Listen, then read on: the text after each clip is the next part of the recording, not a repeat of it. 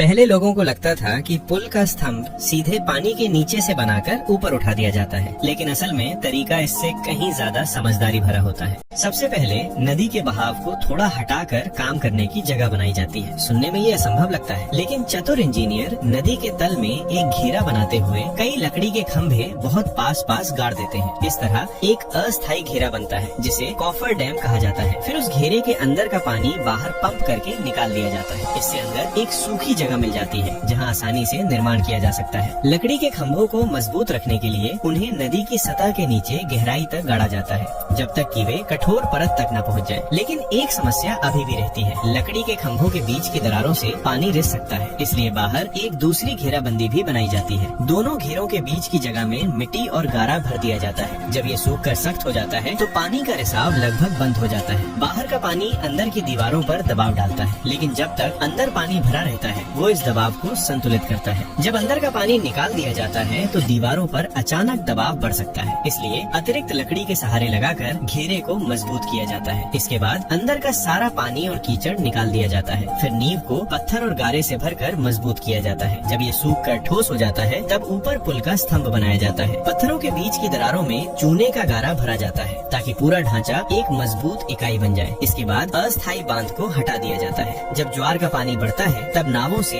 बड़े पत्थर के बीम पुल के स्तंभों के बीच लाए जाते हैं। जैसे ही पानी का स्तर नीचे आता है वे बीम धीरे धीरे सही जगह पर टिक जाते हैं। इस तकनीक को फ्लोटिंग बीम विधि कहा जाता है। फिर उन पत्थर के बीमों के ऊपर समतल पत्थरों से पुल का रास्ता बनाया जाता है। दोनों तरफ रेलिंग बनाई जाती है ताकि लोग गिर न जाएं। इसके बाद पुल के ऊपर एक लंबा छज्जेदार गलियारा बनाया जाता है जो पुल और यात्रियों को हवा और बारिश से बचाता है। इस तरह छत वाला पुल बनता है, लेकिन बहुत अधिक स्तंभ होने से नावों की आवाजाही में बाधा आती है, इसलिए एक नया तरीका अपनाया गया। लकड़ी के ढांचे पर ईंटों से एक बड़ा मेहराब बनाया गया जो नदी के दोनों किनारों को जोड़ता है। जब लकड़ी का सहारा हटाया जाता है तो ये मेहराब अपने ही ढांचे की मजबूती से खड़ा रहता है और ऊपर के पुल का भार संभालता है। लेकिन ज्वार के समय पुल के किनारे पानी के प्रवाह को रोक सकते हैं, इसलिए पानी निकालने के लिए कुछ अतिरिक्त मेहराबदार छेद भी बनाए जाते हैं। इस प्रकार एकल मेहराब वाला पुल विकसित हुआ, जिससे नावों का आना जाना आसान हो गया। लेकिन जहाँ नदी बहुत चौड़ी होती है वहाँ एक ही मेहराब बनाना मुश्किल होता है। बहुत ऊंचा होगा तो चलना कठिन और बहुत नीचा होगा तो भार सहन नहीं कर पाएगा। इसलिए बुद्धिमान कारीगरों ने दोनों तरीकों को मिलाया, पुल के स्तंभों और मेहराबों को एक साथ बनाया। इससे पुल का फैलाव कम दिखता है, लेकिन उसकी भार सहने की क्षमता बहुत बढ़ जाती है। पुल के स्तंभों के आगे पानी की दिशा काटने के लिए नुकीले वाटर कट बनाए गए ताकि बहता पानी आसानी से दोनों तरफ निकल जाए और स्तंभों पर दबाव कम पड़े। अंत में पुल की रक्षा के लिए दो पौराणिक जल रक्षक मूर्तियाँ भी बनाई गयी। इस तरह आंशुन कॉरिडोर ब्रिज का निर्माण हुआ।